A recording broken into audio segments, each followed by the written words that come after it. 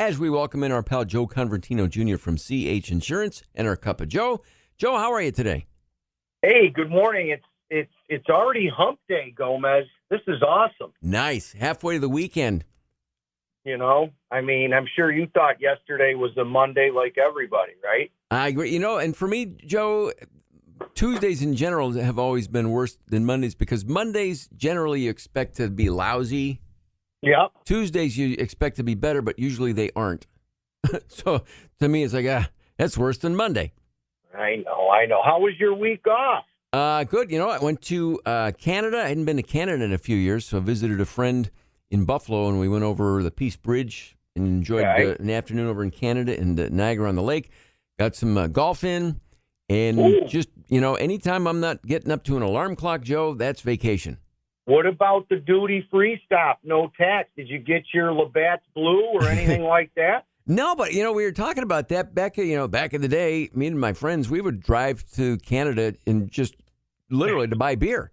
And we'd go across the border at A-Bay and just tell the guy, what are you going to Canada for? Well, just going to buy beer. And then you'd go and do it and come back. Then I got to download an app and provide an address of someone in Canada where you could stay if you had to. So you have to kind of know somebody there. Yeah, no, I haven't been up there. Easy to get in and out, Gomez. How was the border and, all of that getting in and out? Getting out, breeze. Getting in, harder because of the app. And a lot of people don't know about that app. So they find out at the border. And so they make you fill it out and do it right there. So actually, but it was also Buffalo, so it's a more crowded spot. Yeah. I would imagine if you crossed if in that part of Western New York in Lewiston, it wouldn't be bad, or maybe up toward A-Bay or the Ogdensburg Bridge is probably not bad. But I imagine in Buffalo, there's always a line. Yeah, no, definitely right. Yeah, what a great weekend this July 4th. Weather-wise, we had the family over Monday, aunts, uncles, and, I go to turn on the game. No Yankee game July 4th. My uncle was saying this has to be the first time the Yanks have never played on July 4th.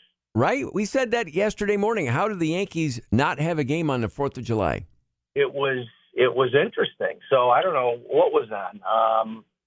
Wimbledon. We watched a little Wimbledon out by the pool. Nice. Well, Joe, on to the topic at hand with the CH Insurance. Some new legislation coming across the desk, I guess, recently that affects homeowners and car owners, obviously with car insurance, and it's on the good side, I guess. Yeah. Let's start with the car.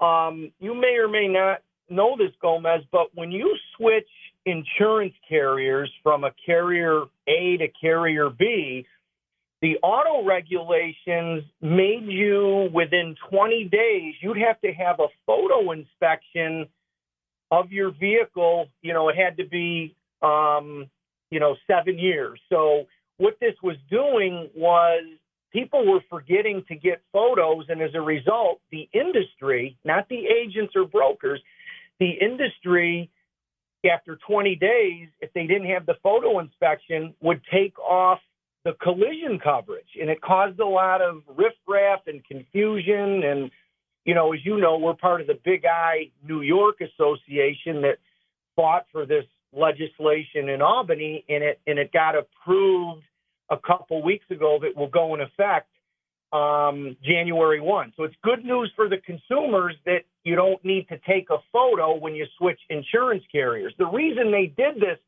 for 45 years is fraudulent claims, Gomez, right? You get a visual of the car, you switch a carrier, and then tomorrow you say, oh, I got hit, look at my bumper. So, it was a good thing, and as agents, we're very excited because it's one less item that we have to worry about. So, and it helps the consumer too. So that goes into effect January 1 of 23. Okay, that's a good one. There's a win. There's a win. And the other one, I think we always have fun about dogs and the impact they have on homeowners insurance.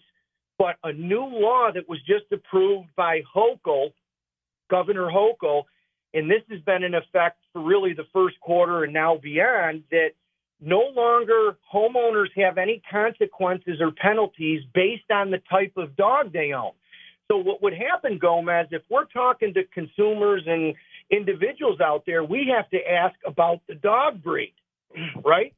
Uh-huh. I mean, I have a little cockapoo at home. What the heck's that dog going to do? All it does is bark, right? It doesn't bite anything. But there's people that have Rottweilers, German Shepherds, pit bulls. So the new law basically states that any insurer shall refuse to issue, renew, or cancel or impose any increased premium or rate basically solely upon owning a dog or breed or mixture of breeds. So good news for the homeowners. A lot of people, Gomez, it's almost like the high-risk pool if you had a bunch of pit bulls, right? Right? The old Michael Vick case. That was a little different. I don't know how he survived that, but it's great news for our industry with homeowners. Now, it won't affect it's still in effect for apartment complexes and landlords. So, but it's not affecting the homeowners to ask this question, and you won't get penalized. So it's some good news, make things a little easier. From an industry standpoint, Gomez, dog bites, believe it or not, represent over $1 billion in claims in the industry. Wow. So, again, some less stress. Consumers can, not worry about it, and we'll have hopefully better rates and consistency with your home and auto. Good stuff, Joe. A lot to dig into there, but overall, good news. Good news. Do you have a dog, Gomez? No, someday we might, but right now my wife and I we both work, and I don't want to have a dog just either running around the house or leaving a cage or that kind of thing. But one of these days I will. Well, you don't have to worry about a breed. Hey, Joe, listen, thanks. We'll talk to you soon, and have a great day. Yes, have a great week, and hit the ball straight. Thanks, Joe. We'll talk to you soon. Thank you.